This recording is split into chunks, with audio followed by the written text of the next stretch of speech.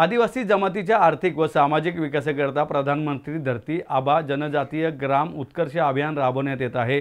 शासनाच्या लोककल्याणकारी योजनांचा नागरिकांना लाभ देऊन जिल्ह्यात अभियानाची प्रभावीपणे अंमलबजावणी करून पुणे जिल्हा राज्यात प्रथम क्रमांकावर आणण्याकरता प्रशासनाने काम करावे। याकरता स्थानिक लोकप्रतिनिधींना विश्वासात घेऊन हे अभियान यशस्वीपणे पूर्ण करावे असे निर्देश राज्याचे आदिवासी विकास विभागाचे मंत्री डॉक्टर अशोक उईके यांनी दिलेत।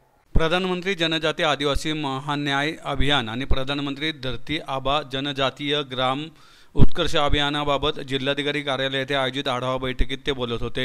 यावेळी आमदार उमा खापरे, दिलीप वळसे पाटील, सुनील शेळके, बापूसाहेब पठारे, शंकर मांडेकर, आदिवासी विकास विभागाचे आयुक्त लीना बनसोडे, विभागीय आयुक्त डॉक्टर चंद्रकांत फुलकुंडवार, जिल्हाधिकारी जितेंद्र डोडी, जिल्हा परिषदेचे मुख्य कार्यकारी अधिकारी गजानन पाटील, आदिवासी विकास विभागाचे अपर आयुक्त गोपीचंद कदम, एकात्मिक आदिवासी विकास प्रकल्प घोडेगावचे प्रकल्प अधिकारी प्रदीप देसाई आदी उपस्थित होते।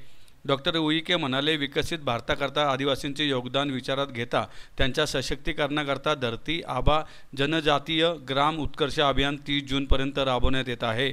या अभियानाच्या अंमलबजावणीकरता 25 योजना 17 विभागाच्या माध्यमातून राबवण्याचे उद्दिष्ट आहे। या अभियानांतर्गत पुणे जिल्ह्यातील 99 गावांची निवड करण्यात आली असून गावातील पात्र नागरिकांना शासनाच्या विविध लोककल्याणकारी योजनांचा लाभ देण्याकरता गावनिहाय कृती आराखडा तयार करा।